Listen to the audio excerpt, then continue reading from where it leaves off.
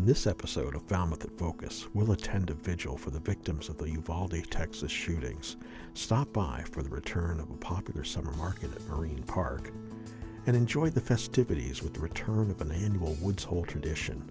All this and much more on this edition of Falmouth in Focus.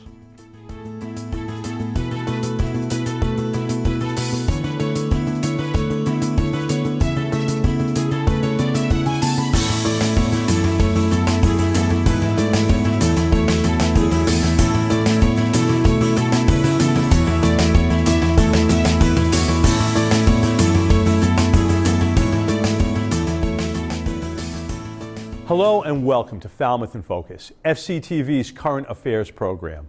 I'm your host, Michael Kasparian. The latest reports show that the COVID-19 case counts continue to increase in the town of Falmouth and statewide, with the COVID-19 community level in Barnstable County substantially elevated compared to previous weeks. There are plenty of vaccine and testing capabilities available, and the second booster is now available for certain populations, including the recent approval by the CDC for 5 to 11-year-olds for their first booster. The Friday briefings by Falmouth's health agent Scott McGann are a good way to stay informed on the latest local, state, and federal guidance.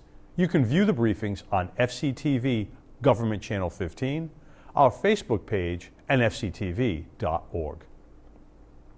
Today is yet another day in America that has us grappling with a deeply traumatic incident of gun violence. A shooting at an elementary school in Uvalde, Texas, has caused unspeakable grief and harm, which is hard to comprehend. A vigil was held recently on the Village Green, sponsored by the Falmouth Gun Safety Coalition and the Falmouth clergy, and FCTV was there. We joined together today in the sorrow and grief of the devastating events that took place yesterday in Texas. It is a tragedy beyond our worst nightmares. Our hearts go out to our colleagues, the students and families in Uvalde. The loss of any life is unbearable, and the loss of children's lives is devastating. It turns out that although we didn't think this was our country, this is our country. This is a country that we have, and this is a country that we're going to have unless we do something about it. And I know you're all here because you're looking forward to knowing what you can do about it. And together, we can do something and we can start moving it in the right direction. The people are here because they're feeling frustrated and are looking for and helpless and looking for things to do. And this gives us a forum of what actions to take. And the Falmouth Gun Safety Coalition has a website that has a number of ideas. If you go to falmouthgunsafetycoalition.org, there are a number of actions that are suggested that you can do, a number of organizations that people can look up. So there are things that people can actually do in this situation. It's about safety for our families and our communities, and it's not about taking the Second Amendment rights away. It's about looking at things with a lens that says, what can we do to come together as gun owners and non-gun owners to make things safer? Because it is for your children and your grandchildren. This is not what we want to leave them.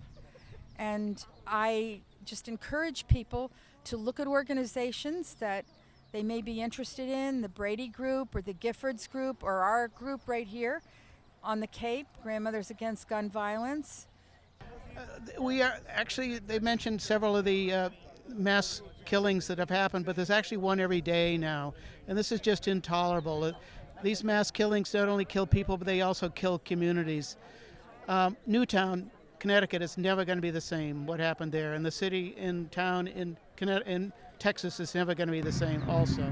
I've spent the last 40 years in terms of parish ministry and have had to preside at one service that was for somebody who was murdered and then another for a young person who committed suicide. And those experiences stay with you. They stay with, obviously, with the family and the friends of those who've died, but they also stay with the first responders and they stay with the clergy. And so this, again, is a small way of just helping those who are that are grieving tonight. Part of our healing must be the conviction that we will do everything in our power to keep these tragedies from happening in a nation that continues to face a surge of gun violence. Thank you to Alan Russell for that story. The Falmouth Police Department recently held its memorial service at the Memorial Garden in front of the police station to honor the memory of Officer Samuel Pierce. The event coincides with the National Law Enforcement Officers Memorial and the Massachusetts Law Enforcement Memorial, which honors all law enforcement officers who have lost their lives in the line of duty. There were a number of residents and law enforcement officials who attended to support and honor the fallen. It's time now for 3 things from Town Hall, FCTV's condensed version of the takeaways from recent municipal meetings. Selections are chosen based on community impact. The Select Board met 2 Mondays ago for their first meeting since the spring election. Traditionally, in the meeting immediately following the election, the board will reorganize their roles and appoint a new chair and vice chair. The board voted unanimously to appoint Nancy Taylor to the chair and Angela Scott Price as vice chair. Nominate Nancy as chair of the Select Board, Okay. if she's willing to take that nomination. I'd second that. I'll accept the nomination. Thank Okay. you. All those in favor of having Nancy be the chair? Aye. Aye. I'm willing to. Aye. Good. Excellent. Thank you, I think. Thank you, Nancy. And we also should be discussing our committee assignments. I think we need, I think we Oh, need excuse me, a sorry. vice chair. So I would nominate Angela Scott Price to be my vice chair. Excellent. All those in favor? Aye. Okay. Aye. Affordable housing is a major issue in Falmouth. The board was presented with a deed restriction for a single-family house at 51 Esker Place. The Falmouth Housing Corporation gave the board details about the deed, and the board voted to award $100,000 to the Falmouth Housing Corporation to secure the deed restriction. We're looking for some help from the town for $100,000 for the home. We do have a buyer currently, a single mom, and she meets the criteria, the 80% AMI. I move that the board, acting as trustees of the Falmouth Affordable Housing Fund, authorize the town manager to execute a commitment letter setting forth the terms of a financial award to the Falmouth Housing Corp. In the amount of $100,000 to secure a permanent deed restriction to preserve the affordability of an existing single-family house located at 51 Esker Place. Second. All those in favor? Aye. Last Thursday, the board held a special meeting to determine the date in which they'll hold a hearing requested by former town manager Julian Suso. The board voted to hold this hearing on June 21st at 1 p.m. in the Select Board meeting room. I'm going to open this meeting. The purpose of the meeting is to set a date for a hearing requested by Julian M. Suso pursuant to the town charter, section C510C. Madam Chair, I motion to schedule a hearing as requested by Julian M. Suso pursuant to the Town Charter Section C5-10C for June 21st at 1 o'clock p.m. in the Select Board meeting room. The town moderator has agreed to this date and time. Second? All those in favor? Aye. Aye. Aye. Aye. Thank you very much for that. And just for the public's information, at this hearing of June 21st, the Select Board will be represented by Special Counsel Robert Troy. To see the meetings in their entirety, check out Government Channel 15's program schedule at fctv.org. Join us after a quick break as we welcome back the return of the popular farmers market at Marine Park. Stay with us.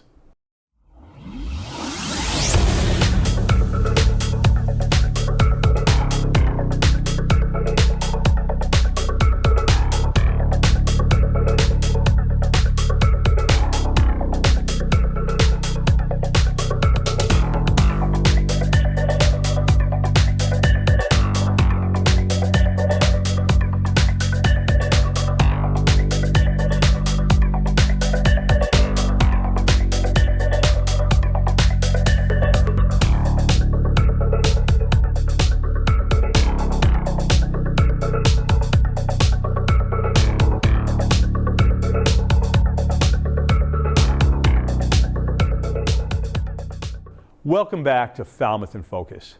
The Falmouth Farmers Market reopened for the 2022 season, and Thursday afternoons at Marine Park are bustling with shoppers looking for locally grown delights from the many farms and food artisans featured there. We stopped by to find out what's new this year. It really picks up in the next couple weeks here as summer gets rolling, kids get out of school. But this is a great showing for an opening day. We're pretty crowded already. Well, we have a new coffee truck this year, which is very exciting. We have a local fisherman's pantry is going to be joining us this year. We have olive oil manipatis back, which we had last year. They do olive oil and olives and olive products from their family farm in Greece. So that's really great. There's that like connection to them. And Cape Cod Flower Truck is here with sprouts and flowers, and we have the two flower vendors that are alternating each week, which is really great, kind of give that variety. Oh, the donut guy, yeah, he's always here. He's here before we are, getting that oil hot and making the whole town come by. I think every time I show up, he's already got people chatting with him, eating donuts. So, it's very sweet to see everybody back. I mean, the farms are fan favorites for sure. You know, we have Allen Farm back, we have Silverbrook back, we have Pariah Dog back. We have Dave Rose at Moonlight Rose Alpaca back.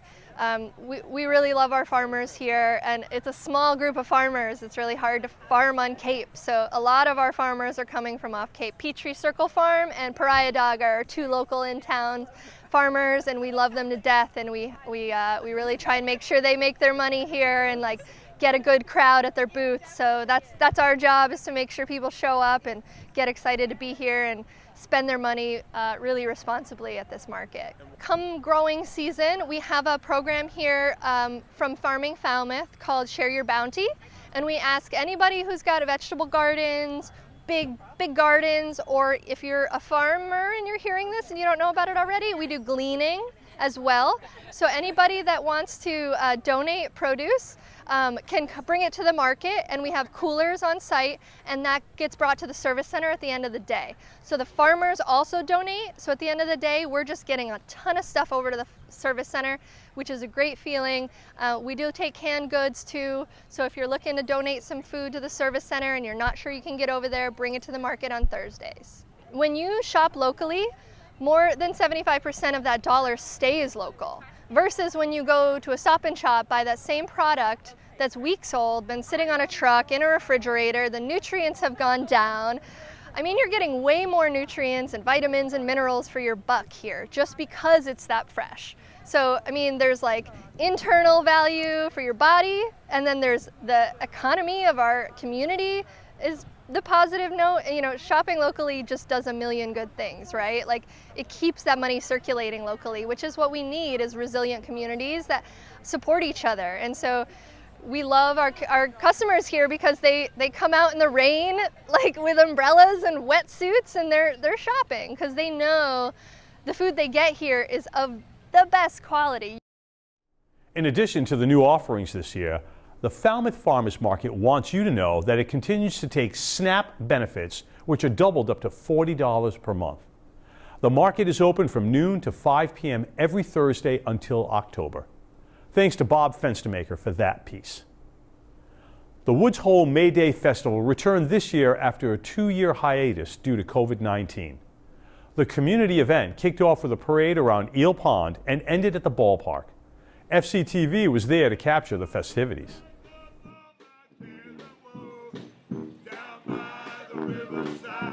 My name is Megan Zottely, and I'm the coordinator of the event.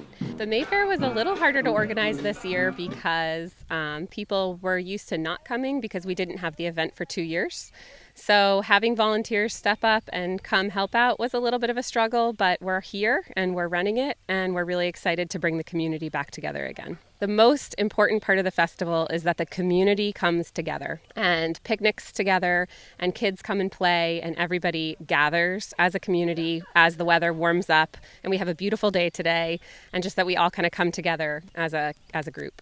Plans for next year are to have more people help volunteer and to have more vendors and games and have beautiful weather just like we have today. I'm Wyatt Truman, and I have a foraging business. I make hooks and I sell them. So essentially we take stock and turn it into hooks, basically. That's about it. I'm Heidi Truman, and I make homemade candles. This is my first year selling stuff. My sister has done it before. Yeah, yes, very. I'm Kitty Brown. I'm representing the Woods Hole Women's Club.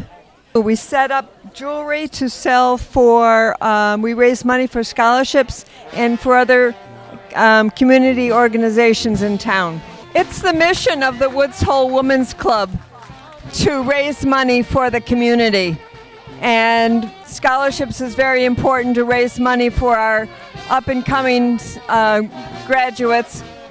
And we have many community organizations here that are so important that we want to support them in any way that we can.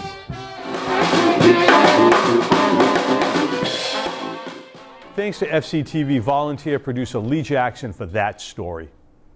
We're going to take a quick break, and when we return, we'll hear about a memorial garden at Falmouth High School. Stay with us. CLOC, or College Light Opera Company, is one of Cape Cod's cultural treasures with a mission to educate, entertain, and enrich.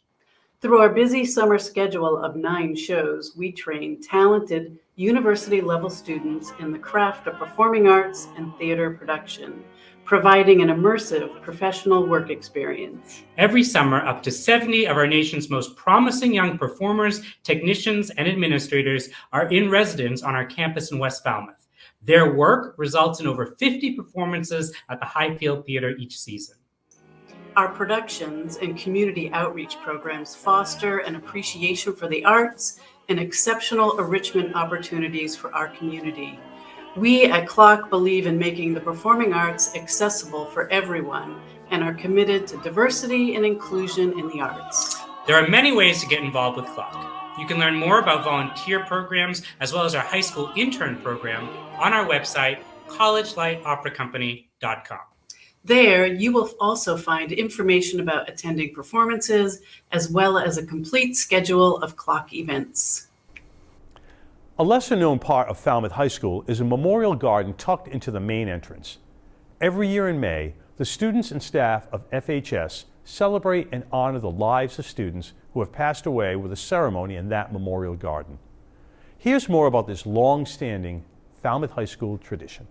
Every May, students, faculty, and guests of Falmouth High School gather together at the Memorial Garden to celebrate the lives of students who passed away during their time at Falmouth High School. The idea to begin this garden was initiated by Mary Bishop and Debbie Sangster. Mary Bishop asked members of the community to donate to get this garden started, and they responded generously.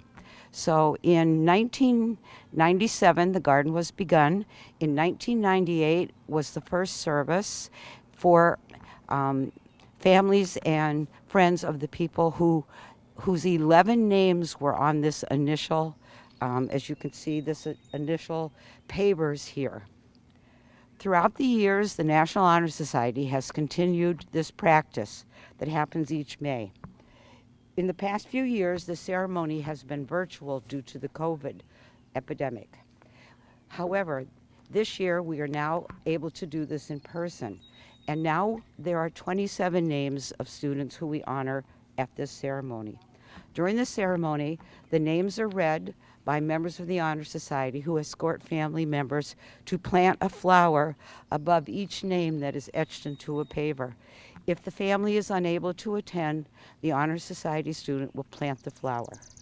We are proud to continue this tradition and remember the mark that each of these students made during their time at Falmouth High School. Thanks to Ryan Weber for that story. Ryan Collins takes us and 2 of his My Fishing Cape Cod buddies along on a late May cruise through Buzzards Bay aboard his boat, the Miss Loretta, in search of scup and black sea bass. Let's see what they find. Hey everybody, Ryan from My Fishing Cape Cod here with you on my boat, the Miss Loretta. Today is May 20th. We have gorgeous conditions. Black sea bass season just opened up 48 hours ago. There's also been some big scup, a few tautog, sea robins, and who knows what else. Earlier in the week, my friends and I had caught a bunch of huge scup in Buzzards Bay. These fish are great eating and are a blast to catch on light tackle. I was hoping the big scup were still around because one of my goals for this trip was to send the Howies home with plenty of fresh fish. So what we got going on here is we have 2 hooks and they both have a little piece of squid on them. And this is a really nice light rod. So if you catch 2 nice sized scup, they're also called porgies. If you get 2 nice porgies on this, it's got to start pulling some line real nice. Okay, nice. All right.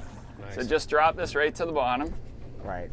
We're in 25 feet of water, so let's see, 4.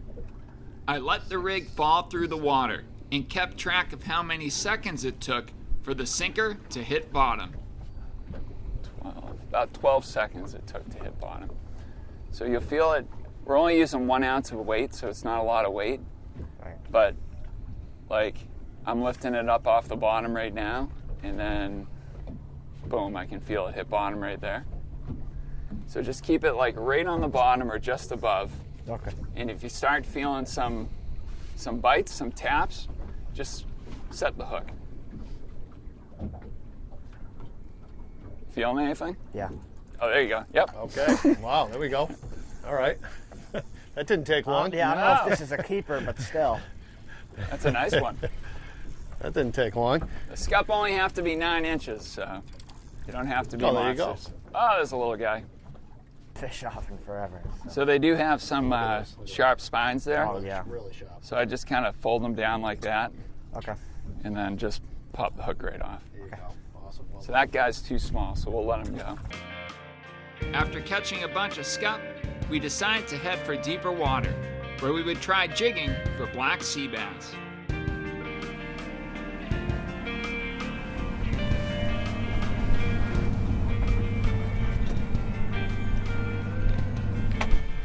All right. Wow. A little bit of a breeze out here. Yep. Yeah. So we're going to drift with the jigs, and we're going to try for sea bass right now. Okay. Sounds good. All right, so you guys will fish off this side of the boat. Okay. So the boat's got to be drifting this direction. Got it. So you'll have your lines over here. Okay, got it. And just like before, just got to drop it straight to the bottom.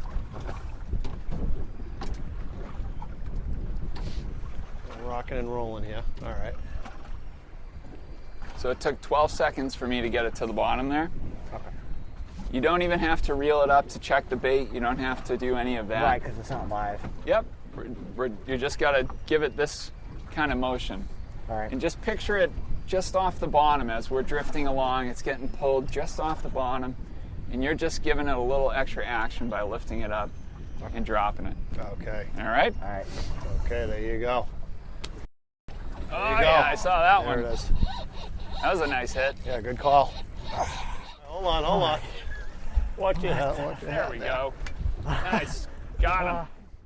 Woo! That's a really good one. Nice job. Oh, nice fish. That was fun. Nice Damn, fish. We had found the sea bass, and as is often the case, the sea bass were biting well. And the guys would be going home with plenty of fresh fish. Thanks to Ryan Collins of My Fishing Cape Cod for that story. FCTV wants to remind you that television can be as easy as hitting record on your smartphone. We'd like to invite all Falmouth residents and visitors to share their slice of life with us. Email us your photos and videos, or upload them to Facebook, Twitter, or Instagram using the hashtag MyFalmouth or Falmouth in Focus to be featured on the show. Thank you to our most recent contributors. We leave you now with the sights and sounds of the Memorial Day service on Memorial Lane in front of Falmouth Public Library. We want to thank all service members, past and present, for their service to our country. Thank you for watching Falmouth in Focus. We'll see you next time.